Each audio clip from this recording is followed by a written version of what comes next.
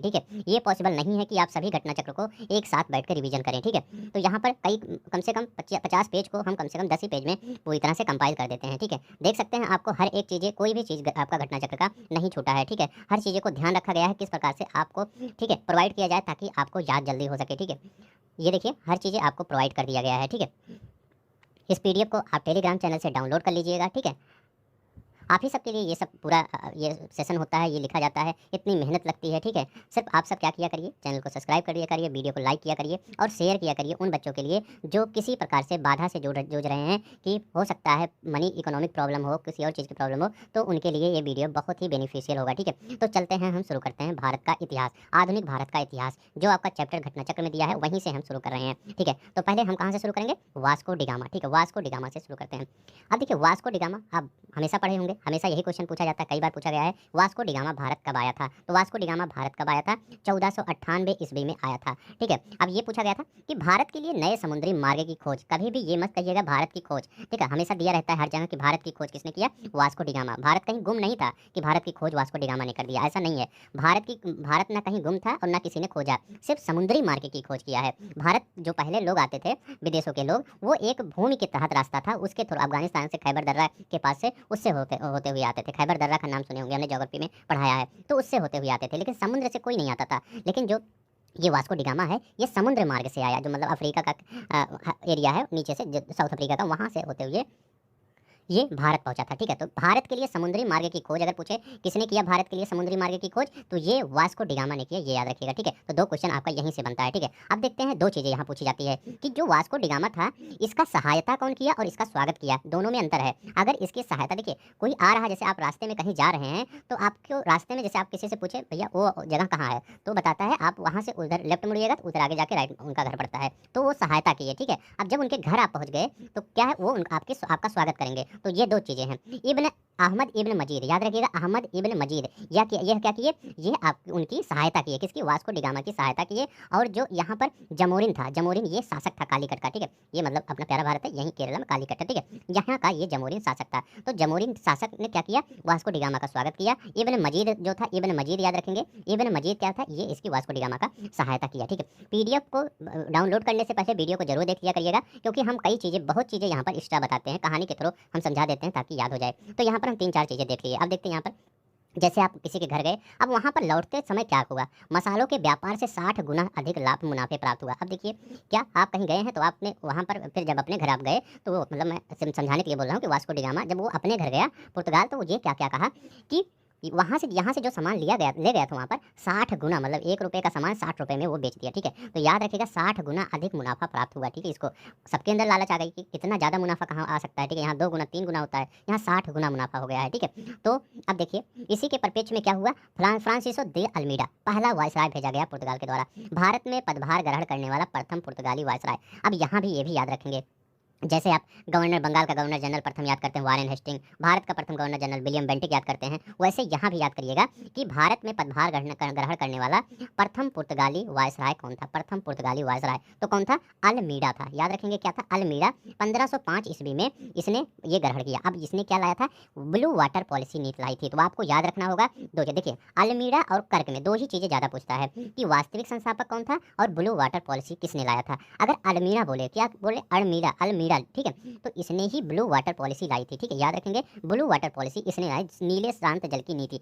अब क्या होता था ये नीले शांत जल की नीति, कि हिंद महासागर में किसका प्रभुत्व रहेगा, ठीक है, कौन वहाँ पर व्यापार के लिए सबको कंट्रोल करेगा, मतलब व्यापार सभी कर सकते हैं लेकिन उनके अंदर करेंगे, ठीक है, या जो वो चाहेंगे वही होगा हिंद महासागर में। तो यही है ब्लू वाटर पॉलिसी, हिंद महासागर में प्रभुत्व स्थापना हेतु, ठीक है, नीले शांत जल की नीति का प्रतिपादन किसने किया था, अल्मीड़ा। अब कैसे याद करेंगे इसको, कभी हो सकता है अल्बुकर्क अल्मीड़ा में कंफ्यूज हो जाए, तो याद रखिएगा अल्मीड़ा मतलब अलमारी, एक अलमारी नहीं होती है गोदरेज की हर चीज़ की, वो जान लीजिए वो किस कलर की है, वो ब्लू कलर की है, ठीक है। आपके घर कोई अलमीरा होगा, ब्लू कलर की अलमारी तो नहीं होती, लेकिन याद रख लीजिए वो ब्लू कलर की अलमीरा है, ठीक है, अलमीरा, ठीक है। तो नीले शांत जल की नीति फ्रांसिसियो को दी अल्मीड़ा ने किया। ऐसा मैं पढ़ाऊंगा कि आपको पूरी तरह से हिस्ट्री याद ही हो जाएगी, हिस्ट्री बहुत लोगों को याद नहीं होता, ठीक है। अब देखते हैं अल्बुकर्क, फ्रांसिसो दा अल्बुकर्क। अब देखिए इसके बारे में सबसे इंपॉर्टेंट क्या है, भारत में पुर्तगाली शक्ति का वास्तविक संस्थापक था, कौन था, यही था फ्रांसिसो दा अल्बुकर्क, भारत में वास्तविक शक्ति का, पुर्तगाली शक्ति का वास्तविक संस्थापक था। कैसे याद करेंगे ये भी याद रखेंगे, क्योंकि वहाँ पर जब कई आपके ये वायसराय देंगे, तो वहाँ पर कंफ्यूज होने का चांस होगा, ठीक है। अब यहाँ पर लिखा गया है अल्बुकर्क, यहाँ अल्बुकर्क लिखा गया। अब देखिए अल्बुकर्क ये जो लिखा गया है, कर्क कर्क रेखा क्या होती है, इमेजिनरी लाइन होती है, लेकिन ये क्या है, वास्तविक है। तो वास्तविक लाइन एक होती है, एक इमेजिनरी लाइन होती है। तो अगर पूछे कि जब कर्क रेखा आ जाए तो वास्तविक संस्थापक कौन होगा, अल्बुकर्क, ठीक है। ऐसे ऐसे थोड़ा ट्रिक बता देंगे ताकि आप वहाँ पर ना भूलें, ठीक है। भारत में पुर्तगाली शक्ति का वास्तविक संस्थापक अल्बुकर्क था। अब देखते हैं इसके बारे में और कुछ देखते हैं। कोचीन भारत में प्रथम यूरोपीय एवं पुर्तगाली दुर्ग का निर्माता 1503 ईस्वी में। ये देखिए, अब अगर पूछा जाए कि सबसे पहले ये पुर्तगाली दुर्ग कहाँ पर निर्मित किया गया, तो कहाँ पर, कोचीन में, ठीक है। याद रखेंगे, कोचीन में निर्मित किया गया, ठीक है। एक मैं भी एक ऐसा देखा था, ठीक है, किसी ने बताया था, ये यहाँ लिखा गया पुर्तगाली, ठीक है। पुर्तगाली, हमेशा ये पूछा जाता है पुर्तगालियों की प्रथम फैक्ट्री कहाँ स्थापित की गई थी, तो पुर्तगालियों की प्रथम फैक्ट्री कोचीन में। तो यहाँ चीन लिखा गया है, और चीन को क्या देने का मन करता है, गाली। ऐसा नहीं है, मतलब ट्रिक के लिए बता रहे हैं, वैसे भी चीन ऐसा काम ही करता है, उसको ऐसा करने पर लोग मजबूर होते हैं, इंडिया के लोग, ठीक है। तो चीन और पुर्तगाली ऐसा याद रख लीजिएगा, ठीक है। तो प्रथम यूरोपीय पुर्तगाली दुर्ग कहाँ निर्माण हुआ, कोचीन में, ठीक है, 1503 में। आप देखते हैं वास्तविक संस्थापक अल्बुकर्क था। देखिए ये सब ऐसे ही रहते थे, ठीक है। फिगर भी ला दिया गया है ताकि आप यहाँ पर समझ सकें, ठीक है। फिर अगर आपको लगेगा कि यहाँ पर मेहनत की गई है तो प्लीज़ आप वीडियो को लाइक कर दीजिएगा, शेयर कर दीजिएगा, सब्सक्राइब भी कर दीजिएगा, ठीक है। ये आप पर डिपेंड होता है, ये आपकी रिस्पॉन्सिबिलिटी होती है, ठीक है। अब चलते हैं यहाँ पर 1510 ईस्वी में, 1510 ईस्वी में बीजापुर के शासक यूसुफ आदिल शाह से गोवा को छीन लिया गया था, ठीक है। तो 1510 ईस्वी में किसने, इसी अल्बुकर्क ने बीजापुर के शासक यूसुफ आदिल शाह से गोवा को छीन लिया था, ठीक है। ये याद रखेंगे। अब देखते हैं यहाँ पर मलक्का दक्षिण पूर्व एशिया की प्रमुख मंडी यौम हारमूज फारस की खाड़ी के मुहाने पर स्थित अधिकार कर लिया था। तो याद रखेंगे जो मलक्का है, यहाँ पर दक्षिण पूर्व एशिया की प्रमुख जो मंडी है मलक्का, आप याद रखेंगे मलक्का, ये इंडोनेशिया वाला जो एरिया है, ठीक है, वहाँ पर। और क्या कहाँ है, दक्षिण जो हारमूज, कहाँ, हारमूज जल संधि, देखे होंगे हारमूज जल संधि, वहाँ पर इन्होंने अधिकार कर लिया था पुर्तगालियों ने, ठीक है। अब देखते हैं यहाँ पर अंग्रेजी ईस्ट कंपनी के बारे में थोड़ा देखते हैं, ठीक है। अंग्रेजी ईस्ट कंपनी के बारे में देखते हैं। 1599 ईस्वी में इंग्लैंड में एक मर्चेंट एडवेंचर्स नाम दल की शुरुआत की गई। तो ठीक है, किसमें, इंग्लैंड में एक मर्चेंट एडवेंचर्स नामक दल द्वारा इसकी शुरुआत की गई, अंग्रेजी ईस्ट इंडिया कंपनी की। दिसंबर 1600 की अगर बात करते हैं, कंपनी का निगमीकरण तथा एलिजाबेथ प्रथम द्वारा कंपनी को पूर्व के साथ व्यापार करने का एकाधिकार कितने वर्षों के लिए दिया गया, यही पूछा जाता है। एलिजाबेथ प्रथम ने कंपनी को व्यापार करने का अधिकार, एकाधिकार मतलब कोई और दूसरा नहीं कर सकता, ठीक है, इसलिए एकाधिकार बोला जाता है। तो कितने वर्षों के लिए दिया था, 15 वर्षों के लिए दिया था, ये आपको याद रखना होगा, ठीक है। अब देखते हैं भारत का तात्कालीन मुगल बादशाह कौन था। भारत का तात्कालीन मुगल बादशाह कौन था, उस समय अकबर था, ठीक है, अकबर था। दोनों में कंफ्यूज नहीं होइएगा, क्योंकि जब वहाँ पर ये चाहे ये जो आपके अंग्रेज आए थे उस समय लगभग वो जहांगीर आ गया था, ठीक है। लेकिन जब ये कंपनी फॉर्म हो रही थी, इसका अधिकार पत्र दिया जा रहा था, तो उस समय अकबर था। अभी आगे हम बताते हैं। 1611 ईस्वी में कंपनी द्वारा सर्वप्रथम अस्थायी कारखाना मसूलीपट्टनम में स्थापित किया गया। तत्कालीन मुगल शासक कौन था, जहांगीर था, याद रखेंगे। ये देखिए 1611 ईस्वी में बात कर रहे हैं कि जो आपको यहाँ पर कारखाना कौन स्थापित किया, ठीक है। तो कारखाना कौन स्थापित किया, तो वो 1611 ईस्वी में अस्थायी कारखाना, पूरी तरह से अस्थायी कारखाना नहीं था, मसूलीपट्टनम में अस्थायी 1611 ईस्वी में स्थापित किया गया। फिर 1613 ईस्वी में अंग्रेजों द्वारा सूरत में प्रथम अस्थायी कारखाना। देखिए अगर क्वेश्चन आपसे ये पूछे कि प्रथम अस्थायी कारखाना कहाँ स्थापित किया गया, तो प्रथम अस्थायी कारखाना मसूलीपट्टनम में स्थापित किया गया, ठीक है। किसके शासनकाल में, जहांगीर के, दोनों जहांगीर के शासनकाल में। इसके बाद प्रथम अस्थायी कारखाना अगर पूछे तो प्रथम अस्थायी कारखाना सूरत में स्थापित किया गया। तो ऑप्शन के हिसाब से देखा जाए, अगर अस्थाई ना दिया रहे, सिर्फ ऐसे ही दिया रहे, तो वहाँ पर ऑप्शन देखेंगे कि सूरत दिया गया है कि मसूलीपट्टनम दिया गया है, ठीक है। तो यहाँ पर आप ध्यान रखेंगे, ठीक है, कंफ्यूज मत होइएगा। अस्थाई 1611 ईस्वी में, 1613 ईस्वी में वो अस्थाई कारखाना स्थापित किया गया। अब देखते हैं यहाँ पर फ्रेंच ईस्ट इंडिया कंपनी के बारे में थोड़ा सा देख लेते हैं, देखते हैं। अब देखिए मूल नाम क्या था, कंपनी फ्रांसिस देश इंदेश ओरिएंटलेस, ठीक है। इस कंपनी का नाम था, क्या था मूल नाम, कंपनी फ्रांसिस देश इंदेश ओरिएंटलेस, ठीक है, इस कंपनी का ये नाम था। अब देखिए ये प्रकृति किसकी थी, ये राज्य निर्मित थी, राज्य द्वारा। जैसे अब देखिए ईस्ट इंडिया कंपनी, दोनों में याद, एक क्वेश्चन ये पूछा गया आपके पेपर में, हाईएस्ट में ये क्वेश्चन आया है, जो ईस्ट इंडिया कंपनी थी और जो फ्रेंच ईस्ट इंडिया कंपनी थी, मतलब फ्रेंच ईस्ट इंडिया कंपनी, इसमें अंतर क्या था। देखिए जो फ्रेंच ईस्ट इंडिया कंपनी थी ये संयुक्त कंपनी थी, संयुक्त मतलब लोगों के द्वारा ये बनाई गई थी, ये प्राइवेट लोगों के द्वारा बनाई गई थी, ठीक है। लेकिन जो फ्रेंच ईस्ट इंडिया कंपनी थी, ईस्ट इंडिया कंपनी किसके द्वारा, ये प्राइवेट लोगों के द्वारा बनाई गई थी। जैसे हमारे यहाँ एक सरकारी सेक्टर होता है, एक प्राइवेट सेक्टर होता है। तो जो प्राइवेट सेक्टर होता है उसमें देखते हैं आपकी हर चीज़ें, उसका सेवा मतलब सर्विस बहुत ही अच्छा होता है। HDFC बैंक में जाएंगे सर्विस बहुत ही अच्छी है, ठीक है। एक्सिस बैंक में जाएंगे सर्विस बहुत अच्छी है। लेकिन जो गवर्नमेंट बैंक होता है, आप जैसे आप जाएंगे SBI में, ठीक है, क्या सर्विस के नाम पे आप जाएंगे, वहाँ पे लाइन लगाना पड़ेगा आपको, काफ़ी समय तक आपका समय बर्बाद होगा, फिर जाके आपका काम होगा, ठीक है। तो यही दोनों में अंतर था। जो फ्रेंच ईस्ट इंडिया कंपनी थी ये राज्य द्वारा निर्मित थी, और जो ईस्ट इंडिया कंपनी थी वो लोगों के द्वारा एक संयुक्त कंपनी थी, ठीक है। अब देखते हैं यहाँ पर दूसरी बात ये कह रहा है कि खर्च हेतु जो धन था वो कहाँ से प्राप्त हुआ था। तो जो राज्य सरकार द्वारा निर्मित था तो वो जो धन भी खर्च होता था तो कहाँ से खर्च होता था, ये राज्य सरकार द्वारा ही खर्च किया जाता था, ठीक है, क्योंकि वो सरकारी कंपनी थी। अब ये भी क्वेश्चन उठता है कि इसकी स्थापना में किसका मतलब मुख्य भूमिका थी। तो एक मंत्री थे, लुई 14वें के शासनकाल में एक मंत्री थे जिनका नाम था कार्ल वर्ट, ठीक है, याद रखिएगा उनका नाम कार्ल वर्ट था। इन्हीं के अनुरोध पर लुई 14वें ने फ्रेंच ईस्ट इंडिया कंपनी की स्थापना में योगदान दिया, ठीक है, मतलब स्थापना किया, ठीक है। अब देखिए मूल नाम क्या था, कंपनी फ्रांसीसी देश इन देश ओरिएंटलेस, इस कंपनी का मूल नाम था, ठीक, क्या था, फ्रांसीसी देश इन देश ओरिएंटलेस इस कंपनी का मूल नाम था। अब देखिए मेन आपके से कई बार क्वेश्चन पूछा गया इस कंपनी की स्थापना कब हुई थी। 1664 ईस्वी में इस कंपनी की स्थापना हुई थी, याद रखिएगा 1664 ईस्वी लगाइएगा। अब देखिए जो फ्रेंच ईस्ट इंडिया कंपनी है ये 1667 ईस्वी में फ्रांसिस कैरे अभियान के दल के साथ भारत रवाना हुआ। कौन रवाना हुआ, फ्रांसिस कैरे जो था ये अभियान दल के साथ भारत रवाना हुआ और 1668 ईस्वी में सूरत में प्रथम फ्रांसीसी व्यापारिक कारखाने की स्थापना की। अब आपको सीक्वेंस में याद होना चाहिए, एक बार रिकॉल करिए कुछ, मतलब अगर हम पुर्तगाली की बात करें तो उन्होंने अपनी प्रथम फैक्ट्री कहाँ पर या दुर्ग का निर्माण कहाँ पर करवाया था, तो 1603 ईस्वी में कहाँ पर करवाया था, वो सॉरी 1503 ईस्वी में कहाँ पर करवाया था, कोचीन में, ठीक है। इसके बाद अगर हम ईस्ट इंडिया कंपनी की बात करें तो 1611 में अस्थायी और 1613 में अस्थायी, ठीक है, ये और ये 1668 ईस्वी में कहाँ पर सूरत में, ठीक है, तो ये याद रखेंगे। चलते हैं हम कुछ और फैक्ट देखते हैं। यहाँ पे कहा है कि जो अंग्रेजों के साथ के व्यापार केंद्र के लिए हुगली के स्थान पर सूतनौती इसको बोला जाता है कभी कभी, का चयन करने वाला कासिम बाजार की फैक्ट्री का प्रमुख कौन था। तो मेन यही है, पूछ रहा है, इनका पूछने का मतलब है कासिम बाजार की फैक्ट्री का प्रमुख कौन है। कासिम बाजार की फैक्ट्री का प्रमुख कौन है, जॉब चार्नॉक, याद रखेंगे जॉब चार्नॉक कासिम बाजार की फैक्ट्री का प्रमुख था। जॉब चार्नॉक के बारे में एक चीज़ ये भी याद रखेंगे, इसको कलकत्ता का संस्थापक भी बोला जाता था। क्या बोला जाता था, यहाँ पर हम लिख देते हैं, इसको कलकत्ता का संस्थापक भी बोला जाता था, ठीक है, कलकत्ता का संस्थापक जॉब चार्नॉक को, ठीक है, संस्थापक, ठीक है, आपको पीडीएफ में मिल जाएगा, ठीक है, सब कुछ लिखा, ठीक है। तो कलकत्ता का संस्थापक कौन था, जॉब चार्नॉक। अब देखिए कोच्चि ब्रिटिश उपनिवेश के तहत सम्मिलित हुआ, ठीक है, कब सम्मिलित हुआ, 1814 ईस्वी, ये याद रखेंगे, ठीक है, फैक्ट है।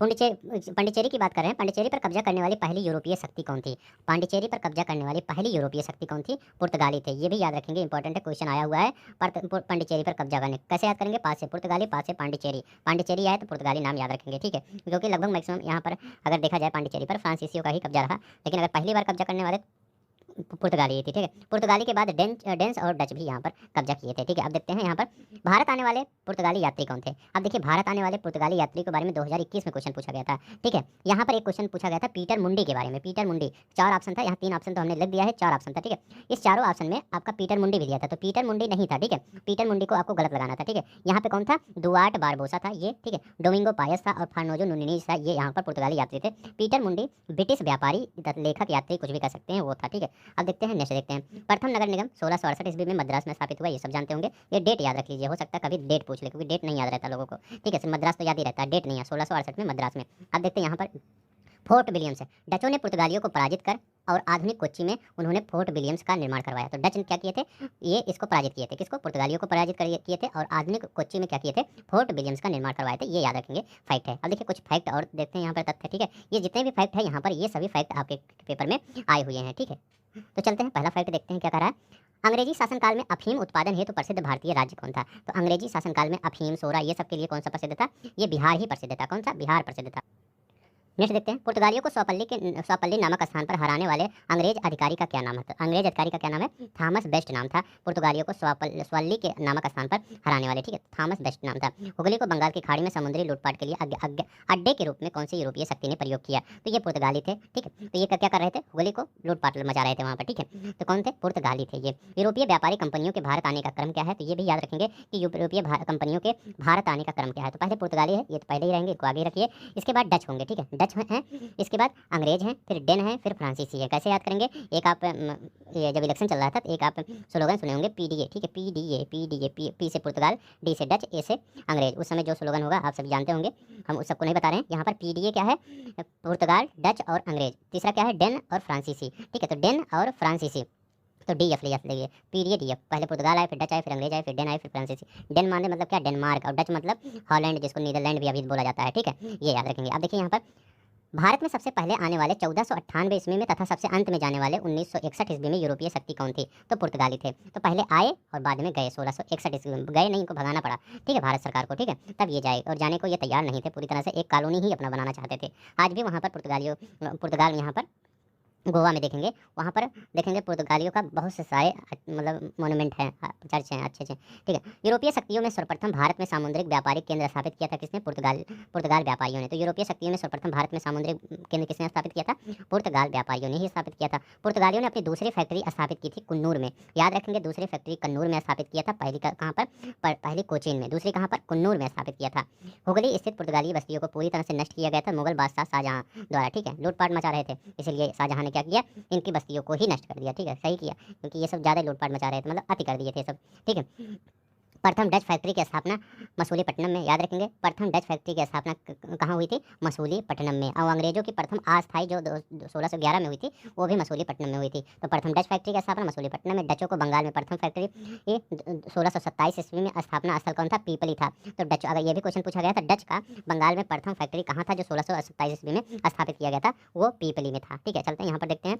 यहाँ पर कह रहा है कि जो विभिन्न यूरोपीय कंपनी थी उनका स्थापना वर्ष पूछ रहा है, उनका स्थापना वर्ष कब हुआ? ये मत सोचिएगा कि भारत में आ गए तब, ये चाहे जहाँ रही हो तो उनका स्थापना वर्ष कब हुआ?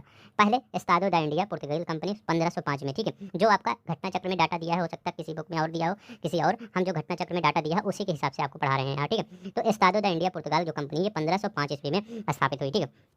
दूसरा आपका, पहला तो ये हो गया, दूसरा कौन सा है? ये ईस्ट इंडिया कंपनी, ये 1600 में ईस्वी में स्थापित हुई। The governor and company of merchant of London trading into the east Indies, ठीक है। ये कब स्थापित हुई? तो याद रखेंगे ये कब स्थापित हुई? ये 1600 में स्थापित हुई, ठीक है। इसके बाद 1610 ईस्वी में नीदरलैंड डच की कंपनी बेरेनिदिगे ओरिएंटेस कंपनी, ठीक है, United East India Company Netherland, ठीक है, ये 1602 ईस्वी में स्थापित हुई। कंपनियों की स्थापना वर्ष अलग है और ये आगमन वर्ष अलग है, ठीक है। अगर आगमन वर्ष कहे तो पहले पुर्तगाली डच अंग्रेज आएंगे, अगर स्थापना वर्ष कहेंगे तो पुर्तगाली फिर आपका पुर्तगाली फिर अंग्रेज आ जाएंगे, फिर पीडीए नहीं आएगा वहाँ पर, ठीक है। पुर्तगाली फिर अंग्रेज और फिर ये डच आ जाएंगे। तो ये सब में देखिएगा, नहीं तो कंफ्यूज हो जाइएगा। यहाँ पर पीडीए वाला फार्मूला नहीं, ये दूसरा फार्मूला लगाते हैं, पी और यहाँ पर कौन सा है? इसके बाद ई, पी ई डी, इसके बाद कौन सा आ जाएगा? डेनिश 1616, वो डेन कंपनी, ठीक है, डेन ईस्ट इंडिया कंपनी, ये मतलब जिसको आप डेनमार्क कहते हैं, तो ये डी आ जाएगा। फिर आपका फ्रांस डी एफ, तो ये रहेगा ही, ठीक है। तो आप ये डेन ईस्ट इंडिया कंपनी 1616 ईस्वी में स्थापित हुई। फ्रांस ईस्ट इंडिया कंपनी हम अभी ऊपर बताए 1664 में स्थापित हुई, ठीक है। तो पहले एस्तादो ने 1505 में, 1600 में आपका ये हुआ क्या? पुर्तगाली ये ईस्ट इंडिया कंपनी, फिर आपका डच 2000 वो 1602 ईस्वी में, डेन 1616 ईस्वी में, इसके बाद फ्रांसीसी सबसे लास्ट में 1664 ईस्वी में स्थापित हुई। ये दोनों में अंतर समझिएगा, ठीक है। आगमन और ये स्थापना कंपनी का दोनों में बहुत अंतर है, कंफ्यूज मत होइएगा, क्योंकि आप कहीं और बुक में देखेंगे कंफ्यूज, फिर वो अलग देखेंगे, क्योंकि वहाँ एक्सप्लेन नहीं किया रहता कि कौन आगमन है कौन है, सिर्फ लिख देते हैं, फिर बच्चे कंफ्यूज हो जाते हैं, ठीक है। अब यहाँ पर देखते हैं किसकी बात कर रहा है? महत्वपूर्ण संधियों की बात कर रहा है, ठीक है।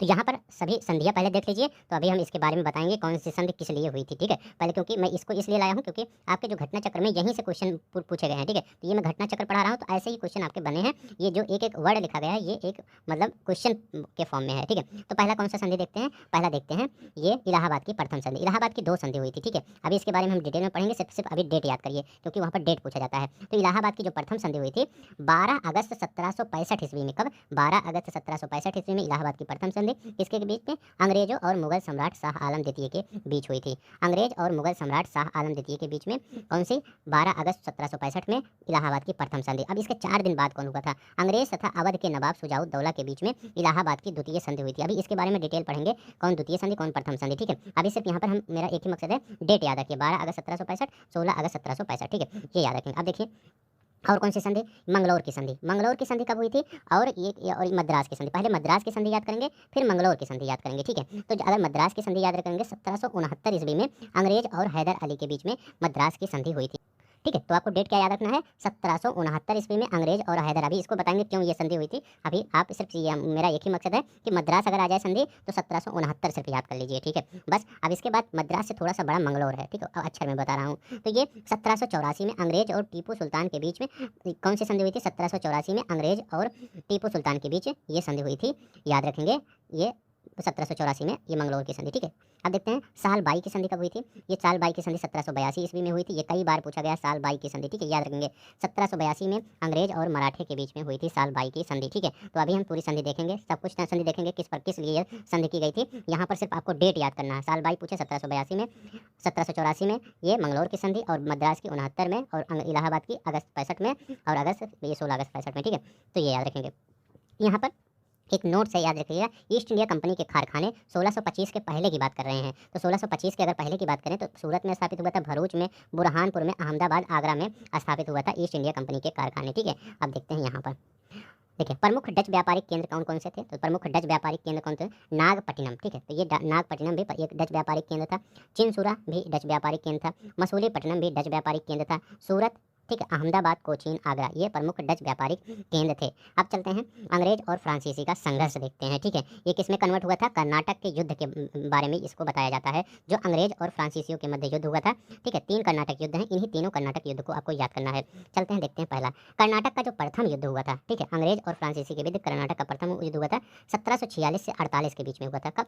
1746 से 48 के। तत्कालीन कारण क्या था? तो अंग्रेज कैप्टन बार्नेट के नेतृत्व में अंग्रेजी सेना द्वारा कुछ फ्रांसीसी जहाज़ों पर अधिकार कर लिया गया था, ठीक है। तो उस समय नियम कानून कोई था ही नहीं, जो पाता था जिसको अधिकार कर लेता था, जो महान बलवान होता था वो दूसरे को दबा देता था, ठीक है। तो याद रखिएगा, अंग्रेज कैप्टन बार्नेट द्वारा अंग्रेजी सेना की जहाज़ों को फ्रांसीसी जहाज़ों का अधिकार कर लिया गया था अंग्रेजी सेना द्वारा, ठीक है। ऑस्ट्रेलिया के उत्तराधिकार का युद्ध का विस्तार मात्र एक्स ला सापेल की संधि 1748 ईस्वी से ऑस्ट्रेलिया के उत्तराधिकार का युद्ध समाप्त हुआ। तो याद रखेंगे, एक्स ला सापेल की संधि से जो ऑस्ट्रेलिया के उत्तराधिकार का युद्ध है वो समाप्त हुआ। तो ये भी बताया जाता है कि अगर फ्रांसीसी वो कर्नाटक का जो प्रथम युद्ध था इसी एक्स ला सापेल की संधि के साथ समाप्त हुआ था, ठीक है। तो अगर पूछे कि एक्स ला सापेल संधि क्या है, तो आप ये भी बता सकते हैं कि जो कर्नाटक के प्रथम युद्ध की समाप्ति इसी संधि के साथ हुई थी, ठीक है, ये याद रखेंगे। तो ठीक, तो एक सलाह सापेल के संधि के साथ क्या हुआ? कर्नाटक का प्रथम युद्ध समाप्त हुआ। अब देखिए बांडीवास का युद्ध देख लीजिए, अंग्रेज बनाम फ्रांसीसी, ये भी था बांडीवास का युद्ध। कब हुआ था? जनवरी 1760 ईस्वी में ये हुआ था। बांडीवास 1760 ईस्वी में, डेट बहुत इंपॉर्टेंट है, कई बार पेपर में बीपीएससी, यूपीएससी चाहे यूपीपीएससी चाहे जिम में सब में पूछा गया है, ठीक है। 1760 में नेतृत्वकर्ता आयरकुट, ठीक है, नेतृत्वकर्ता भी पूछ लिया गया है कि ये जो आपका बांडीवास का युद्ध हुआ था इसमें नेतृत्वकर्ता कौन था? अंग्रेज का। तो अंग्रेजी सेना का कौन था? याद रखिएगा, आयरकुट था। और फ्रांसीसी सेना का कौन था? काउंट डी लाली था। तो दोनों याद रखिएगा, आयरकुट अंग्रेजी सेना का, काउंट डी लाली फ्रांसीसी सेना का। परिणाम क्या हुआ था? अंग्रेज विजयी हुए थे, फ्रांसीसी बुरी तरह हारे थे यहाँ पे। अब देखिए कर्नाटक का जो द्वितीय युद्ध हुआ था, जो कर्नाटक का द्वितीय युद्ध हुआ था ये अनिर्णायक रहा था, 1749 से 54 के बीच में ये हुआ था। और कर्नाटक का तृतीय युद्ध पेरिस की संधि के साथ अंत हुआ था। तो कर्नाटक की संधि जो तृतीय युद्ध था किस संधि के साथ? पेरिस की। और पहला एक सलाह सापेल की संधि के साथ, ठीक है। तो ये दोनों ही याद रखेंगे। अब ये भी याद रखेंगे कि ये कब, मतलब कर्नाटक का डेट भी कि प्रथम कर्नाटक युद्ध कब हुआ? तृतीय 58 से 63 के बीच में हुआ, पहला 46 से 48 के बीच में हुआ। तो ये डेट भी, बांडीवास का सबसे ज़्यादा इंपॉर्टेंट डेट है 1760 में, ठीक है। अब देखते हैं पांडिचेरी फ्रेंच, ठीक है, का अधिकार था, मतलब मुख्यतः गोवा पे पुर्तगीज का अधिकार था, ट्रायनकोर पे डेनिश डेन का अधिकार था, मद्रास पे डच, ठीक है। तो ये याद रखेंगे। अब देखते हैं महत्वपूर्ण वर्ष और अवधि देखते हैं, ठीक है, यहाँ पर। अब देखिए यहाँ पर पुर्तगाली गवर्नर नूनो दी कान्हा, इसका कार्यकाल कब से कब था? तो पुर्तगाली गवर्नर नूनो दी कान्हा का कार्यकाल क्या था? ये 1529 से 1538 ईस्वी के बीच इसका कार्यकाल था, बहुत महत्वपूर्ण इसका कार्यकाल था। अब देखिए 1505 ईस्वी में फ्रांसिस्को दी अल्मीड़ा वायसराय नियुक्त किया गया था अज्जीदीव और कन्नूर, जिसको कुन्नूर में पुर्तगाली दुर्गों का निर्माता। तो क्वेश्चन यही पूछा गया था कि पुर्तगाली दुर्गों का निर्माता कौन था? तो फ्रांसिस्को दी अल्मीड़ा जो वायसराय नियुक्त किया गया था प्रथम। अल्मीड़ा मतलब अल्मीड़ा क्या? ब्लू पॉलिसी नीति यही लाया था, ठीक है, मतलब ब्लू वाटर पॉलिसी, ठीक है। तो याद रखिए नीले जल की नीति। अब देखिए अजीब और कन्नूर में इन्होंने पुर्तगाली दुर्गों का निर्माण करवाया था, ठीक है, ये याद रखिएगा। और ये क्या है? 1961 ईस्वी के बीच में बात करते हैं। तो मैनुअल एंटोनियो वास्लो दा सिल्वा, पुर्तगाली शक्ति भारत में पलायन की वापसी। तो यही था गोवा का पुर्तगाली गवर्नर जनरल, ठीक है, 1961 ईस्वी में। कौन था? मैनुअल एंटोनियो वास्लो ये सिल्वा गोवा का पुर्तगाली गवर्नर जनरल था, ये याद रखेंगे। अब देखते हैं इधर बंगाल के शासक के बाद पुर्तगालियों ने फैक्ट्री स्थापित करने की अनुमति सतगांव तथा चटगांव में गियासुद्दीन महमूद शाह से 1934 में लिया था, ठीक है। कहाँ पर? सतगांव और चटगांव में, ठीक है, अनुमति मांगी थी, यहाँ पर स्थापित करेंगे अपनी फैक्ट्री। अब थोड़ा देखते हैं कुछ वैवाहिक संधि, ठीक है। तो यहाँ पर देखते हैं कार्ड किसका किसका है। तो ये कार्ड समझिए, ठीक है, ये कब हुआ था? 1661 ईस्वी में ये, ठीक है। तो ये कौन वर पक्ष की तरफ से था? चार्ल्स द्वितीय इंग्लैंड के ये सम्राट थे, ठीक है। और वधु पक्ष की तरफ से पुर्तगाली राजकुमारी थी कैथरीन, ठीक है। चार्ल्स द्वितीय और कैथरीन की शादी है, ठीक है। अब यहाँ पर क्या है? विवाह कब हुआ था? तो विवाह 1662 ईस्वी में चार्ल्स द्वितीय को दहेज में क्या प्राप्त हुआ? पूरा बम्बई शहर ही प्राप्त हुआ, मतलब सालसठ द्वीप जो है पूरा इसको बम्बई शहर को प्राप्त ही हो गया। इसके द्वारा पुर्तगाल के द्वारा अंग्रेज को दे दिया गया, दहेज दिए थे, ठीक है, डाउरी सिस्टम चल रहा था यहाँ पर। अब देखिए चार्ल्स द्वितीय द्वारा बम्बई को फिर क्या किए? अपने दहेज वाले धन को, मतलब जैसे लोग कहते हैं दहेज वाले धन को नहीं कहीं दिया जाता, लेकिन ये सब क्या किए? दहेज वाले धन को भी क्या किए? 10 पाउंड के वार्षिक किराए पर ब्रिटिश ईस्ट इंडिया कंपनी को दे दिए, ठीक है, कि 10 पाउंड आप देते रहिए वार्षिक किराया और आपको दे दिया जाता है, ठीक है। देखिए 10 पाउंड कितना कम था, ठीक है। अब यहाँ पर देखते हैं थोड़ा सा ये उस पिछले वाले चैप्टर का जो भी आएगा चैप्टर उसका है, ठीक है। तो यहाँ पर थोड़ा देख लेते हैं, फैक्ट ही है। रणजीत सिंह ने तोप और गोला और बारूद बनाने के लिए कारखाने स्थापित किए, कहाँ पर, लाहौर और अमृतसर में स्थापित किए थे, ठीक है।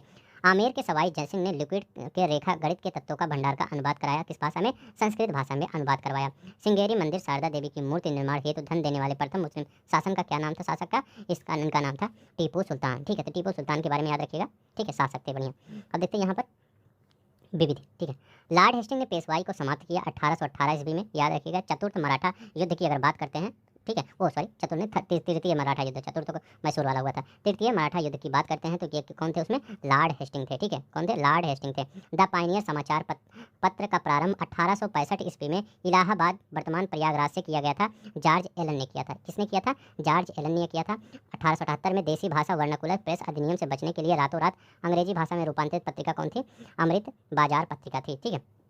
अब देखिए यहाँ पर राजसी उपाधि अधिनियम क्या था, पारित कब किया गया था, 1876 ईस्वी में पारित किया गया था, ठीक है। ब्रिटिश सांसद द्वारा किया गया था। प्रावधान क्या था, महारानी विक्टोरिया भारत की सामग्री घोषित की गई थी, ठीक है, इसी में, ठीक है। 1876 में राजसी उपाधि अधिनियम पारित किया गया था, ठीक है। यहाँ पर देखते हैं विधवा पुनर्विवाह अधिनियम कब, ये प्रारूप और प्रस्तुत लॉर्ड डलहौजी के समय किया गया था। विधवा पुनर्विवाह अधिनियम अधिनियमित तिथि थी 26 जुलाई 1856 में, इसकी वो 26 जुलाई 1856 में, ठीक है, अधिनियमित तिथि थी। तत्कालीन गवर्नर कौन था, लॉर्ड कैनिंग था, ठीक है। नियम 15 विधवा विवाह वैध, ठीक है। उत्पन्न संतान क्या है, वैध होगा, ठीक है। तो ये भी वैध है, ये भी वैध है, ठीक है। अब चलते हैं बंगाल पर, ठीक है। ये सब था, तो ये कंपनी के बारे में कुछ था, ठीक है, कि कंपनी में कौन कौन सा थोड़े से इंपॉर्टेंट जो काम थे उसमें हुए थे, ठीक है। तो चलते हैं, अब देखते हैं कहाँ पर, जो आपको बता रहे थे, जो अभी हम वो डेट याद करवाए थे उसी सबसे रिलेटेड देखते हैं, ठीक है। अब पहले बंगाल पर देखते हैं। बंगाल में यहाँ पर आपका कौन सा चैप्टर है, दूसरा चैप्टर आप घटना चक्र का देखेंगे, बंगाल के नवाब और ईस्ट इंडिया कंपनी, ये दूसरा चैप्टर है। आप अब 3 चैप्टर हम पढ़ाने वाले हैं, बंगाल के नवाब और ईस्ट इंडिया कंपनी और क्षेत्रीय राज्य पंजाब और मैसूर, ये आज 3 चैप्टर आपका खत्म होगा, ठीक है। चलते हैं यहाँ पर देखते हैं, पहले हम क्या देखते हैं, मुर्शीद कुली खान, ठीक है। अब देखिए ये कैसे पिक्चर में आया, तो मुर्शीद कुली खान पहली बार जब ये 1717 में फर्रुख सियार द्वारा बंगाल का सूबेदार नियुक्त किया गया था। इससे पहले मुर्शीद कुली खान था 1713 में फर्रुख सियार द्वारा बंगाल का उप सूबेदार नियुक्त किया गया था, ठीक है। तो पहले 1713 में उप सूबेदार, फिर 1717 में सूबेदार नियुक्त कर दिया गया था। मुगल सम्राट द्वारा स्वतंत्र रूप से बंगाल में नियुक्त अंतिम गवर्नर था, मतलब इसके बाद मुगल सम्राट ने कोई गवर्नर नहीं नियुक्त किया, यही अंतिम गवर्नर था स्वतंत्र रूप से अगर नियुक्त करने की बात चलते जाला जाए तो यही था, ठीक है। अब देखिए बंगाल का दीवान औरंगजेब की मृत्यु के समय, याद रखिएगा बंगाल का दीवान था ये औरंगजेब की मृत्यु के समय, ठीक है। तो इसके बारे में बहुत इंपॉर्टेंट फैक्ट है, पूछ सकते हैं। इजारा व्यवस्था किसने लाया था, इजारा व्यवस्था को मुर्शीद कुली खान ने ही लाया था, स्टार्ट किया था। किसने, इजारा व्यवस्था को मुर्शीद कुली खान ने। राजधानी ढाका से मुर्शीदाबाद किसने स्थापित किया था, इन्हीं मुर्शीद कुली खान ने ढाका से मुर्शीदाबाद स्थापित किया था, ठीक है। किसने, मुर्शीद कुली खान, ढाका से मुर्शीदाबाद, ठीक है। तो 1717 से 33 तक तो ये रहा, ठीक है। इसके वो 1717 से 1727 तक रहा, ठीक है, 10 साल मुर्शीद कुली खान का चला। इसके बाद सुजाउद्दीन आया, 27 से 39 तक आया। तो 27 से 39 तक इसमें कुछ खास नहीं काम हुआ, ठीक है। मतलब बंगाल के नवाब सुजाउद्दीन द्वारा बिहार का उप सूबेदार नियुक्त किया, ठीक है। तो ये नियुक्त किया गया, तो किसको नियुक्त किया गया, अली वर्दी खान। अभी पिक्चर में अली वर्दी खान नहीं है, लेकिन अली वर्दी खान को इसलिए बता रहा हूँ कि बीच में कौन आया था, सुजाउद्दीन आया था। कब से कब आया था, 27 से, जब ये आपका मुर्शीद कुली खान गया तो 27 से 39 के बीच आया था। तो इसने क्या किया था, इसी अली वर्दी खान को बिहार का उप सूबेदार नियुक्त किया गया था। गिरिया के युद्ध में सरफराज खान को परास्त किया था। बंगाल की गद्दी पर अध्यस्त स्थापित किया था कब, 1740 ईस्वी में, ठीक है। और क्या है इसके बारे में, इसके बारे में ये बोला जाता है कि मुगल बादशाह मोहम्मद शाह से धन के बदले पुष्टि पत्र प्राप्त किया था। एक बार 2 करोड़ रुपए क्या किए थे, मुगल बादशाह मोहम्मद शाह को 2 करोड़ रुपए पहली बार दे दिए थे कि हमको यहाँ पर शासन करने दिया जाए, ठीक है। वो ये क्या मोहम्मद शाह ने कर दिया, लेकिन बार बार वो धन नहीं भेजे, ठीक है। एक ही बार 2 करोड़ भेज दिए, बस हो गया, ठीक है। तो मुगल बादशाह मोहम्मद शाह से धन के बदले पुष्टि पत्र, ये अली वर्दी खान की बात कर रहे हैं। स्वर्ण रेखा नदी बंगाल और मराठा के बीच की सीमा थी, तो बंगाल और मराठों के बीच की सीमा थी स्वर्ण रेखा नदी। उत्तराधिकारी इसका अली वर्दी खान का उत्तराधिकारी कौन था, सिराजुद्दौला, ठीक है, याद रखिए सिराजुद्दौला नियुक्त किया गया। अप्रैल 1756 में इसकी मृत्यु हो गई थी अली वर्दी खान। अली वर्दी खान बहुत इंपॉर्टेंट है बंगाल की राजनीति में, ठीक है, याद रखेंगे। अब देखिए क्योंकि अली वर्दी खान की कोई बेटा नहीं था, बेटी ही थी, तो तीनों बेटी से जो एक पुत्र था बहुत योग्य था सिराजुद्दौला, उसी को उत्तराधिकारी बना दिया गया था, ठीक है। अब देखते हैं यूरोपीय शक्तियों की तुलना मधुमक्खी से किसने किया था, तो यूरोपीय कंपनियों की तुलना मधुमक्खी से इसी अली वर्दी खान ने ही किया था, ठीक है, ये याद रखेंगे। इन्होंने क्या कहा था कि यदि इन्हें छेड़ा ना जाए तो वो शहद देंगे, और इधर यदि इन्हें छेड़ा जाए तो वो काट काट कर मार डालेंगे। किसने कहा था, अली वर्दी खान ने ही कहा था, जिसका कार्यकाल कब था, 1740 से 56 के बीच जिसका कार्यकाल था, ठीक है, ये याद रखेंगे, 40 से 56 के बीच इसी का कार्यकाल था।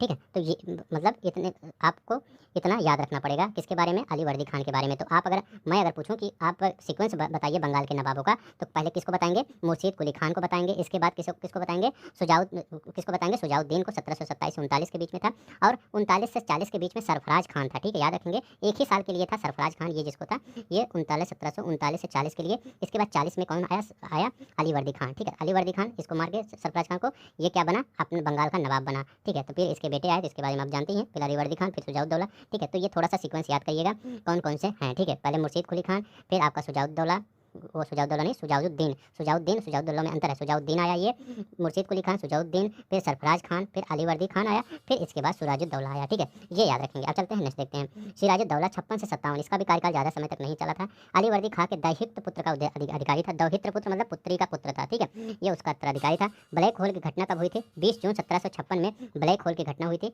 याद रखिएगा, यहाँ पे हमने लिख दिया है, हालबेल ने इसको प्रचलित किया था। हालबेल ने कहा था कि लगभग 146 लोग को 4/18 के कमरे में बंद कर दिया गया। उसमें किसने बंद किया, सिराजुद्दौला ने, और कुल मिला के 23 लोग ही बच पाए थे। ठीक है, इसने कहा था। तो ये डेट याद रखिएगा, इंपॉर्टेंट है। 20 जून 1756 ईस्वी में ये ब्लैक होल की घटना घटित हुई। कब, 20 जून 1756 ईस्वी में। इसको क्या बोला गया था, रॉबर्ट क्लाइव को स्वर्ग से उत्पन्न सेना नायक की उपाधि भी इसको दिया जाता है। ठीक है, स्वर्ग से उत्पन्न सेना नायक की उपाधि किसको दिया जाता है, रॉबर्ट क्लाइव को। चलते हैं नेक्स्ट देखते हैं। अब देखिए, सिराजुद्दौला जो प्लासी का युद्ध हुआ था, उसकी पृष्ठभूमि कहाँ से पड़ी थी, क्योंकि 3 बेटियां थी, तीनों बेटी में एक बेटी के बेटे को बना दिया गया नवाब, लेकिन 2 बेटी तो नाराज हो गई। तो दो बेटी नहीं नाराज हुई, एक बेटी ज़्यादा नाराज हुई, घसीटी बेगम। ठीक है, घसीटी बेगम, मीर जाफर, ये तीनों मिलकर षड्यंत्र रचे। मीर जाफर, घसीटी बेगम, शौकत जंग पुड़िया का नवाब था। ठीक है, और ये बंगाल की सेना का नायक भी था। ठीक है, आपस में ही ये सब मतलब षड्यंत्र रच रहे थे। ठीक है, और घसीटी बेगम भी थी। ठीक है, और अंग्रेजों के साथ ये सब मिले थे। ठीक है, फिर क्या हुआ, पलासी का युद्ध हुआ, जहाँ पर ये सब मतलब युद्ध क्या हुआ, एक षड्यंत्र के द्वारा कुछ ही घंटों का युद्ध ही था। ठीक है, और इसके बाद ये सिराजुद्दौला मारा गया। ठीक है, अब देखते हैं यहाँ पर क्या हुआ। अब देखिए यहाँ पर क्वेश्चन कैसे बनता है। देखिए, जब आपका पलासी का युद्ध हुआ, ठीक है, पलासी के युद्ध में जब ये क्या हुआ, सिराजुद्दौला मारा गया, तो कौन बना नवाब बंगाल का। ठीक है, तो बंगाल का नवाब जो साथ दिया था अंग्रेजों का, वही बना, कौन बना, मीर जाफर बना। ठीक है, याद रखिएगा कौन बना, मीर जाफर बना। अब देखिए थोड़ा सा और यहाँ पर, लेकिन क्या हुआ, मीर जाफर से ये अंग्रेज थोड़ा संतुष्ट नहीं थे। ठीक है, उसको बहुत आलसी ये समझते थे, सोचे कोई अच्छा सा मतलब ये नियुक्त हो। ठीक है, तो उसके बाद उसने क्या किया, नियुक्त किया किसको, मीर कासिम को नियुक्त किया। अब देखिए मीर कासिम के बारे में, ठीक है, थोड़ा सा योग्य था। मीर कासिम कब नियुक्त हुआ, 1760 से 63 के बीच में ये नियुक्त किया गया। ठीक है, किसके द्वारा, अंग्रेजों के द्वारा। 1760 से 63 के बीच में सेना का गठन यूरोपीय पद्धति पर इसने किया था, मीर कासिम ने। याद रखिएगा, जब पलासी का युद्ध हुआ था, उसके बाद कौन बंगाल का नवाब बना, मीर जाफर बना। फिर 1-2 साल उसको देखा गया, उसको हटा दिया गया, मीर कासिम को बनाया गया। ठीक है, अब मीर कासिम जब बना, तो यहीं से बक्सर के युद्ध की पृष्ठभूमि तब पड़ी। 2 इंपॉर्टेंट है, पलासी का युद्ध, एक बक्सर का युद्ध, लेकिन सबसे इंपॉर्टेंट कौन सा है, बक्सर का युद्ध इंपॉर्टेंट है। अब देखिए, राजधानी मुर्शिदाबाद से मुंगेर स्थापित कर दिया गया, किसने किया, मीर कासिम ने। मुर्शिदाबाद से मुंगेर किसने स्थापित किया, ये किसने, मीर कासिम ने ही स्थापित किया। ठीक है, अली वर्दी खान के उत्तराधिकारी नवाबों में सबसे योग्य नवाब था, तो अली वर्दी खान के उत्तराधिकारी नवाबों में कौन सा सबसे योग्य था, मीर कासिम था। पुड़िया तथा रंगपुर में फौजदारी। ठीक है, ठीक है, फौजदार। ठीक है, तो पहले पुड़िया में, फिर रंगपुर में फौजदार था। ठीक है, याद रखेंगे। बक्सर के युद्ध में अंग्रेजों से परास्त हुआ, तभी बताएंगे ये।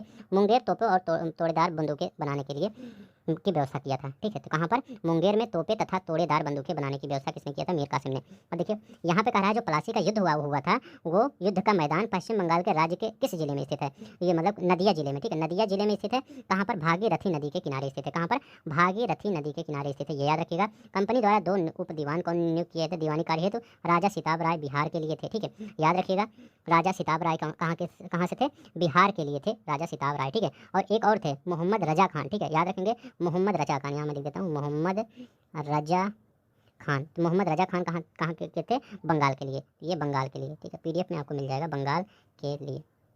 तो सिताब राय बिहार के लिए, मोहम्मद रजा खान बंगाल के लिए थे। बक्सर के युद्ध के समय बंगाल का नवाब कौन था, ये क्वेश्चन कई बार पूछा गया है कि बक्सर के युद्ध के समय बंगाल का नवाब कौन था, मीर जाफर। अब आपके दिमाग में ये क्वेश्चन होगा, जब बक्सर का युद्ध हो रहा था तो मीर कासिम था, नहीं, अंग्रेजों को पता चल गया था कि मीर कासिम हमारे विरुद्ध अवध के नवाब के साथ मिलकर क्या कर रहा है, और मुगल सम्राट के साथ मिलकर क्या कर रहा है, षड्यंत्र रह रहा है। इसीलिए अंग्रेजों ने नवाब के पद से मीर कासिम को हटा दिया था। ठीक है, मीर कासिम को हटाकर किसको बना दिया, बंगाल का नवाब, मीर जाफर को बना दिया। अब इसके बाद क्या हुआ, अब क्वेश्चन आपको यही बना कि आप, क्योंकि वो एग्जामिनर समझ रहा है, बच्चा सोचेगा कि जब हम पूछेंगे बक्सर के समय बंगाल का नवाब कौन था, तो आप क्या बताएंगे, आप बताएंगे मीर कासिम था, क्योंकि मीर कासिम ही उस समय नहीं, उसको हटा दिया गया था। ठीक है, किसको फिर बना दिया गया, कहीं हमारा ये पुराना वाला ही साथी सही है। ठीक है, मीर जाफर को फिर बना दिया गया, तो ये तो पूरी तरह से कठपुतली ही था। ठीक है, अब देखिए ये सब चल रहा था, पूरा ये पिक्चर चल रहा था, इसका डायरेक्टर कौन था, तो इसका डायरेक्टर था रॉबर्ट क्लाइव। ठीक है, पूरे पिक्चर का डायरेक्टर था रॉबर्ट क्लाइव था, ठीक है, तो ये याद रखेंगे। अब देखते हैं भारतवर्ष में ब्रिटेन राज्य का संस्थापक कौन था? रॉबर्ट क्लाइव को माना जाता है, इसी के बारे में है सब। सिराजुद्दौला को कहाँ हराया? प्लासी के युद्ध में हराया। भारत में ब्रिटिश प्रभुत्व की नींव रखने वाला यही था रॉबर्ट क्लाइव। भारत में ब्रिटिश प्रभुत्व की नींव किस युद्ध से हुआ? तो किस युद्ध से? याद रखिएगा, ब्रिटिश प्रभुत्व की अगर असली देखा जाए तो बक्सर के युद्ध से, ठीक है। शुरुआत कहाँ हुई? प्लासी के युद्ध से, लेकिन असली कहाँ हुआ? बक्सर का युद्ध। जन नेता सैनिक के रूप में याद रखेंगे। संस्थापक बंगाल का लुटेरा राज, याद रखिएगा, यह बंगाल का लुटेरा राज भी कहलाता है, ठीक है। श्वेत विद्रोह अंग्रेजों के समय, इसी के समय में श्वेत विद्रोह भी हुआ था। इलाहाबाद की संधि शाह आलम द्वितीय तथा सुजाउद्दौला के साथ ये किया था, ठीक है। अब वही आगे बताएंगे इसके बारे में थोड़ा डिटेल में, इलाहाबाद की संधि के बारे में। बंगाल का गवर्नर कब से कब था? ये 1757 से 60 तक बंगाल का गवर्नर था, और 17 से 65 से 67 तक, इसका 2 कार्यकाल चला था, ठीक है। 57 से 60, 65 से 67 तक रॉबर्ट क्लाइव था, ठीक है। नेक्स्ट देखते हैं यहाँ पर शाह आलम द्वितीय 1754 से 1806 ईस्वी में, ठीक है, शाह आलम द्वितीय। अब देखते हैं शाह आलम द्वितीय के बारे में। ये मुगल सम्राट था, ठीक है। अब क्या हुआ? इलाहाबाद की पहली जो संधि घटनाक्रम शाह आलम द्वितीय के साथ किया गया था, ठीक है। इसमें क्या हुआ था? जो इलाहाबाद की पहली संधि थी, इसमें क्या हुआ था? जो इलाहाबाद को ये अंग्रेजी संरक्षण में ले लिया गया था, और अवध के नवाब थे, उनके द्वारा जो इलाहाबाद और एक कड़ा था, यही इलाहाबाद के पास ही था, ठीक है, इसको शाह आलम को प्रदत्त कर दिया गया था। सब अंग्रेजी पिक्चर बना रहे थे, जो वो चाहते थे वही होता था। तो क्या किया गया? जब बक्सर के युद्ध में हेक्टर मुनरो वहाँ का सेनापति था, उसके द्वारा सब हार गए। यहाँ पर ये देखिए, ये बक्सर का जो युद्ध था, इसमें क्या हुआ? 12 अक्टूबर 1764 ईस्वी में। अभी इसके बाद उसको बताते हैं, तब ज़्यादा समझ में आएगा। जो बक्सर का युद्ध था 12 अक्टूबर 1764 ईस्वी में, इसमें क्या हुआ? अंग्रेजी सेना की कमान मेजर हेक्टर मुनरो कर रहा था, ठीक है, ये याद रखेंगे। अंग्रेजी सेना में हेक्टर मुनरो था, और पक्ष मीर कासिम था, अवध के नवाब सुजाउद्दौला थे, और मुगल बादशाह शाह आलम द्वितीय थे। ये तीनों लोग मिलकर कर रहे थे किसका सामना? अंग्रेजों का सामना, और ये तीनों हार गए, और ये हेक्टर मुनरो जीत गया। अब यही पूछा गया था तत्कालीन बंगाल का नवाब कौन था? मीर जाफर था बक्सर के युद्ध के समय। बंगाल का तत्कालीन गवर्नर, ठीक है, ये नवाब था बंगाल का मीर जाफर, लेकिन बंगाल का तत्कालीन गवर्नर कौन था? हेनरी विंसेंट टार्ट था। याद रखिएगा, हेनरी विंसेंट टार्ट था बंगाल का तत्कालीन गवर्नर, ठीक है, जब ये बक्सर का युद्ध चल रहा था, हेनरी विंसेंट टार्ट था, ठीक है। अब ये देखिए, लेकिन जब बक्सर का युद्ध हो गया, तो इसको संभालने के लिए कौन आया? ठीक है, ये कौन? रॉबर्ट क्लाइव भी आया था, ठीक है। याद रखिएगा, यही इलाहाबाद की संधि शाह आलम द्वितीय और सुजाउद्दौला के साथ किया था, ठीक है। तो अभी देखते हैं क्या क्या इलाहाबाद की संधि में हुआ था। अब देखिए, इलाहाबाद की संधि में हमने क्या बताया? इलाहाबाद को संरक्षण में ले लिया गया। अवध के नवाब को जो इलाहाबाद छोड़ा गया था, अवध के नवाब के द्वारा, और कड़ा को, इसको शाह आलम द्वितीय को पकड़ा दिया गया, मुगल सम्राट को पकड़ा दिया गया, ठीक है। आप सोचेंगे मुगल सम्राट को क्यों पकड़ाया गया? क्यों? उसके पीछे अंग्रेजों का भी एक दूसरी नीयत थी, ठीक है, वो ऐसे किसी को कुछ नहीं देते, ठीक है। जो 12 अगस्त 1765 में ये फरमान आया था, ये मतलब ये पहला इलाहाबाद की संधि हुई थी, इसमें क्या किया गया था? जो बंगाल था, बिहार था, और उड़ीसा था, इसकी दीवानी ले लिया गया था। किसके द्वारा? अंग्रेजों के द्वारा। किससे दीवानी कौन देता? मुगल सम्राट ही देते, क्योंकि वो पूरे देश पे राज्य करते थे। तो वही किसको दे दिए? मुगल सम्राट को, कहें वो सॉरी ईस्ट इंडिया कंपनी को किसको दे दिए? कंपनी को दे दिए, कहें आप जाइए वहाँ दीवानी करिए, वहाँ पर अपना व्यापार करिए, खुलेआम कुछ भी करिए, ठीक है। किसने कहा? शाह आलम द्वितीय ने कहा। और शाह आलम द्वितीय को अंग्रेजों ने खुश करने के लिए क्या दे दिया? इलाहाबाद और कड़ा के क्षेत्र को दे दिया, कहा आप भी खुश हो जाइए। आप पूछेंगे कि सुजाउद्दौला का क्या हुआ? देखिए, कंपनी द्वारा सम्राट को 26 लाख रुपए पेंशन प्रतिवर्ष दिया गया। कंपनी द्वारा सम्राट को 26 लाख रुपए प्रतिवर्ष पेंशन भी दिया गया। इलाहाबाद की संधि के बाद मुर्शिदाबाद का उपदीवान कौन था? बीपीएससी में आया मोहम्मद रजा खान, ठीक है। तो ये तो हम बता ही दिए हैं कि मोहम्मद रजा खान, ठीक है, मुर्शिदाबाद का उपदीवान था, ठीक है। देखिए, अब देखिए, जो पहला तो इलाहाबाद की जो संधि हो गई, तो उसमें आपको पता चल गया कि क्या क्या मिला? बंगाल, बिहार, उड़ीसा किसको दीवानी मिल गई? अंग्रेजों को मिल गई। इलाहाबाद, कड़ा किसको मिल गया? शाह आलम द्वितीय को मिल गया, ठीक है। अब देखिए, सुजाउद्दौला को क्या मिला? तो यहाँ पर देखते हैं, इलाहाबाद की द्वितीय संधि में पता चलता है सुजाउद्दौला को मिला। अवध के नवाब सुजाउद्दौला से यह संधि की गई। अंग्रेजों ने फिर 4 दिन बाद इनसे संधि किया, ठीक है। इलाहाबाद और कड़ा मुगल सम्राट को दे दिया, ये तो पहले में ही हुआ था। नवाब पर 50 लाख का हर्जाना भी लगा दिया, इन पर 50 लाख का हर्जाना भी लगा दिया, और अवध में व्यापार करने का अधिकार भी हासिल कर लिया। मतलब इनको कुछ नहीं हासिल हुआ, ठीक है, अवध के नवाब को, ठीक है। अवध में व्यापार करने का अधिकार लगा दिया, मतलब व्यापार करने का अधिकार ले लिया, और नवाब पर 50 लाख का, 1000 नहीं 50 लाख का जुर्माना लगा दिया, ठीक है। ये याद रखिएगा।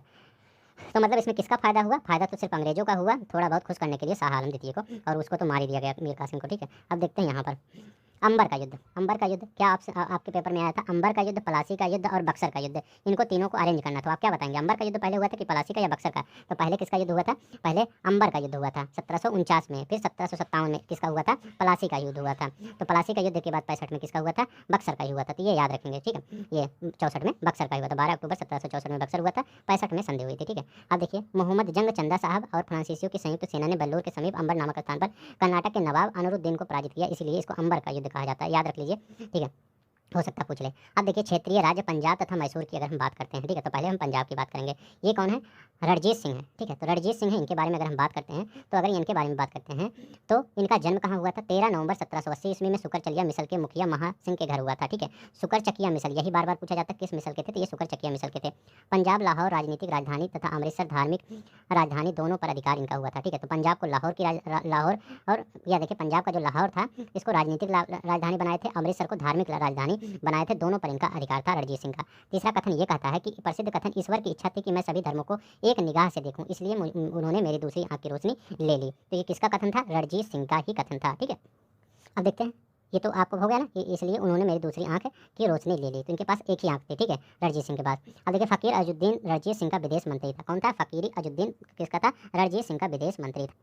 अब देखिए विक्टर जाकमा के बारे में कहा गया है। विक्टर जाकमा कौन थे? तो विक्टर जाकमा याद रखिएगा, फ्रांसीसी यात्री रणजीत सिंह की तुलना नेपोलियन बोनापार्ट से किया था। तो हो सकता है किसी साल पूछ ले कि विक्टर जाकमा या किसने कहा था कि रणजीत सिंह नेपोलियन बोनापार्ट से तुलना किया था, किसकी? तो रणजीत सिंह की तुलना नेपोलियन बोनापार्ट से किसने किया था? विक्टर जाकमा ने किया था। अब देखिए शाहसुजा के बारे में कुछ दिया गया है। शाहसुजा रणजीत सिंह को कोहिनूर का उपहार दिया था। तो शाहसुजा ने ही रणजीत सिंह को कोहिनूर के हीरे का उपहार दिया था। 1805 इसमें क्या हुआ था? भंगी मिसल से अमृतसर छीन लिया गया था। किससे? भंगी मिसल से अमृतसर छीन लिया गया था 1805 से। अभी यहाँ एक दो चीज़ें बताऊंगा, सबसे इंपॉर्टेंट है, उसको मत भूलिएगा। अब देखिए जमान शाह ने क्या किया था? राजा की उपाधि दी और लाहौर को अपना सूबेदार, लाहौर का अपना सूबेदार बनाया था। तो जमान शाह को राजा की उपाधि दे दी तथा लाहौर में अपना सूबेदार माना, ठीक है, रणजीत सिंह। अब देखिए 1799 में लाहौर पर अधिकार किया और लाहौर को राजनीतिक राजधानी बनाया। तो अभी हमने यहाँ ऊपर बताया था लाहौर को राजनीतिक राजधानी। जमान शाह के बारे में फिर आ रहा है। अहमद शाह अब्दाली का पोता था। ये जमान शाह कौन था? अहमद शाह अब्दाली का पोता था। ने लाहौर पर रणजीत सिंह के अधिकार करने की अनुमति प्रदत्त की, तो कि आप कर लीजिए। क्यों अनुमति प्रदान की? अब देखिए उसके भी पीछे रीजन था, क्योंकि चिनाब नदी में गिरी जमान शाह की तोपों को निकलवाकर ये वापस जमान शाह को भेज दिए थे रणजीत सिंह ने। रणजीत सिंह ने क्या किया था? उसकी तोपें क्या कहाँ गिर गई थी? चिनाब नदी में गिर गई थी। तो रणजीत सिंह ने क्या किया? उस तोपों को निकलवाया और उसको भेज दिया। तो हमारे यहाँ थोड़ा सा दरिया दिली दिखा दे, मतलब बाहर वाले थोड़ा सा खुश हो जाते हैं, ठीक है। तो याद रखिएगा ये महाराजा रणजीत सिंह ने अच्छा काम किया था और इसीलिए इनको पूरा लाहौर ही अधिकार करने के लिए मिल गया, ठीक है। अब देखिए अमृतसर की संधि सबसे ज़्यादा इंपॉर्टेंट यही है। अमृतसर की संधि महाराजा रणजीत सिंह और चार्ल्स टी मेटकॉफ, याद रखेंगे चार्ल्स टी मेटकॉफ के मध्य कब हुई थी? 25 अप्रैल 1809 ईस्वी में।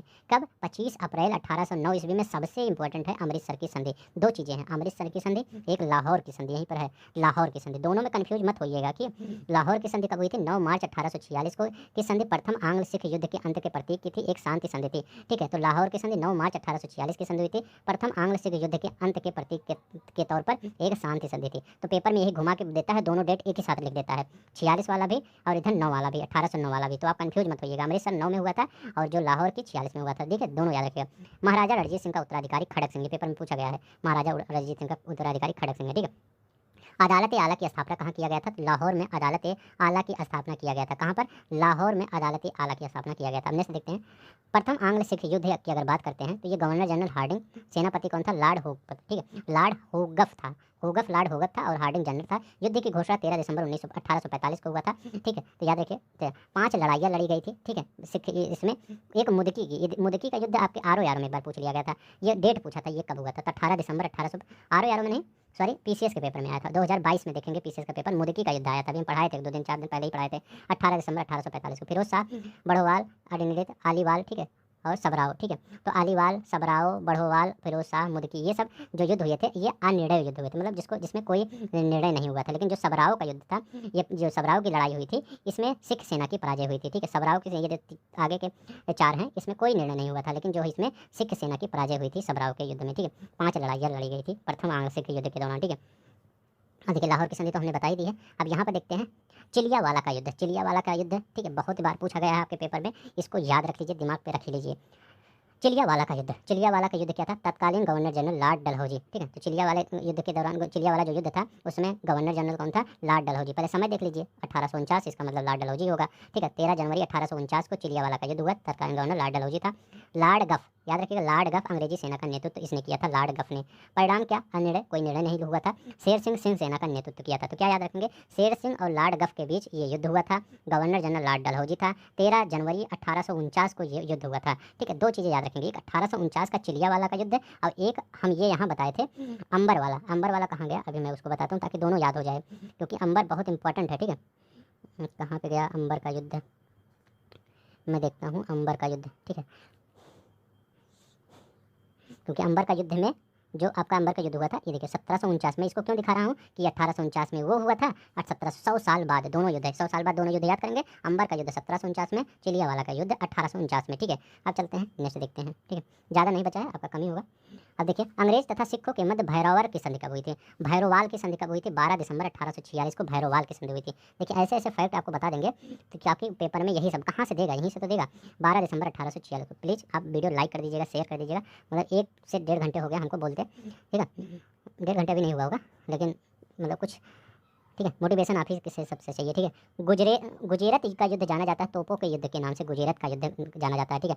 लाहौर के आकार को सीमित करने के लिए के उद्देश्य से अंग्रेजों ने कश्मीर को गुलाब सिंह को बेचा 75 लाख रुपए में। कब? 75 लाख रुपए में बेचा था। द्वितीय आंग्ल सिख युद्ध के समय भारत का गवर्नर कौन था? द्वितीय आंग्ल सिख युद्ध का रहे हैं, ठीक है, लॉर्ड डलहौजी था, ठीक है। कौन था? लॉर्ड डलहौजी था। अब देखते हैं, यहाँ देख लेते हैं द्वितीय आंग्ल सिख युद्ध की समाप्ति हो गई थी। यहाँ पर पंजाब ब्रिटिश साम्राज्य में विलय कर दिया गया था द्वितीय युद्ध में, द्वितीय आंग्ल सिख युद्ध में। लॉर्ड डलहौजी द्वारा पंजाब पर शासन हेतु, ठीक है, अध्यक्ष कौन थे? अब देखिए जब ये पंजाब को विलय कर लिया गया तो अंग्रेजों ने एक स्ट्रेटजी बनाई किस प्रकार से इस पर शासन किया जाएगा पंजाब पर, ठीक है। तो उसके लिए 3 सदस्यों कमेटी बनाई गई। उसमें सदस्य के जो अध्यक्ष थे सर हेनरी लॉरेंस थे, और सदस्य कौन थे? सर जॉन लॉरेंस थे और चार्ल्स ग्रेनविल मानसेल थे, ठीक है। मानेसेले थे, चार्ल्स ग्रेनविल मानसेले और चार्ल्स जॉन लॉरेंस, ये क्या थे?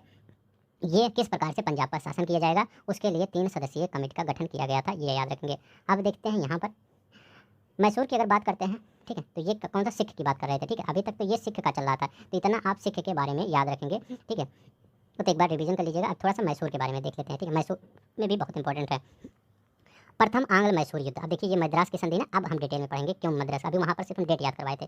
अब देखिए मैसूर की संधि, प्रथम मैसूर युद्ध कब हुआ था? समय अवधि था 1767 से 69 के बीच में प्रथम आंग्ल मैसूर युद्ध हुआ था। आंग्ल मतलब अंग्रेजों वाला, ठीक है, आंग्ल दूसरा आंग्ल मत समझिएगा, ठीक है। 1767 से 69 के बीच में ये हुआ था। हैदर अली बनाम अंग्रेज था, तत्कालीन अंग्रेज गवर्नर बेरेलस्ट था, ठीक है, बेरेलस्ट तत्कालीन अंग्रेज गवर्नर था।